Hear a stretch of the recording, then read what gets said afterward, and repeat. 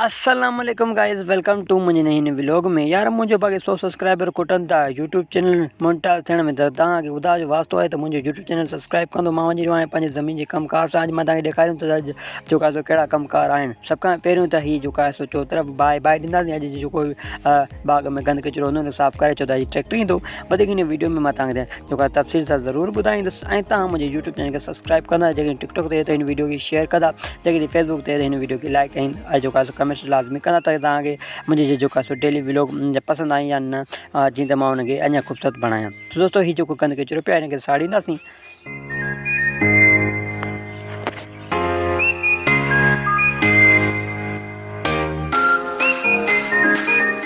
पोइ दोस्त बस थोरो कमकार करे मां वञी रहियो आहियां पंहिंजे घर। छो त बुख लॻी वञा। हीअ दोस्त मुंहिंजो यूनुस जंहिं सां गॾु मां वञी रहियो घर। ऐं पोइ दोस्त न्याज़ सां मुलाक़ात की। बाबा साईं चयो त पुट वञ, हीअ असांजे ॻोठ में बचियो आहे आख़िरी लोड़ो जंहिंखे असां बाहि ॾींदासीं। हीअ आहे मुंहिंजो मलमत आहे। हिते मुंहिंजो पुराणो घर हुओ, अॻु में हाणे जेको आहे असां साफ़ु करे हिते जेको आहे कोट वग़ैरह कढंदासीं। सो हीअ असांजे पाड़े जा पोइ हिते जेको आहे बाहि ॾींदासीं। ऐं अॼु लॻे थो जेको ज़िंदगी में बाहियूं आहिनि। छो त हिकु महबूबा आहे, उहा बि छॾे, उहा बि दिलि खे बाहि ॾी वई। हेॾो लोड़े खे बि बाहि, अलाए छा आहे अॼु ज़िंदगी में।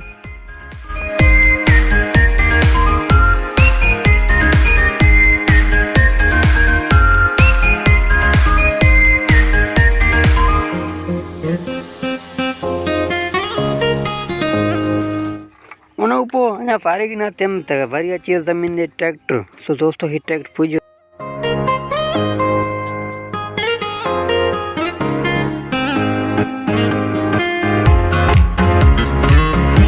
ऐं पोइ घर आयुसि। छो त ट्रैक्टर लाइ चांहि पाणी वग़ैरह खाई भाई माने घरूं खाई आया हुआ।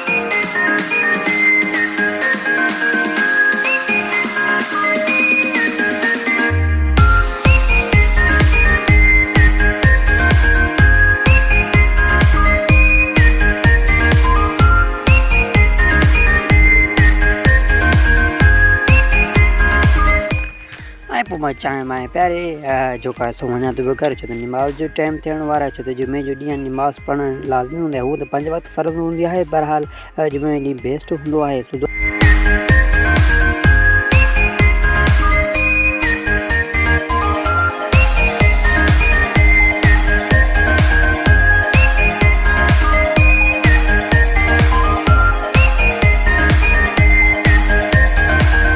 शुक्र मालिक जो नमाज़ पढ़ी थे अल्हम्दुलिल्लाह। सो दोस्तों तव्हां बि दुआ कयो त मूंखे जेको आहे रब साईं कामयाबु करे। मां त महिनत पंहिंजी जारी सारी रखी आहे। उन पोइ मूंखे मां तालिब ॾाढा कया, मूंसां गॾु वीडियो ठाहे, मूंसां गॾु हीउ मुंहिंजो पको परस्तार हो। मां चयो हल चङो मां तव्हां हिकिड़ो वीडियो ठाहे ॾिसूं था। तो दोस्तो हीउ वीडियो ठाहे मुंहिंजे जेको अकाउंट ॾींदो।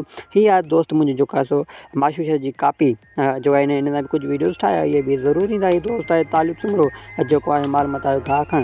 ऐं दोस्त मुंहिंजो लाम तो चांगो वधीक कंहिं न वीडियो सां मुलाक़ात थींदी। त साईं अल्लाह हाफ़िज़। माशूश शहर कोई यार पुट छॾे बसि।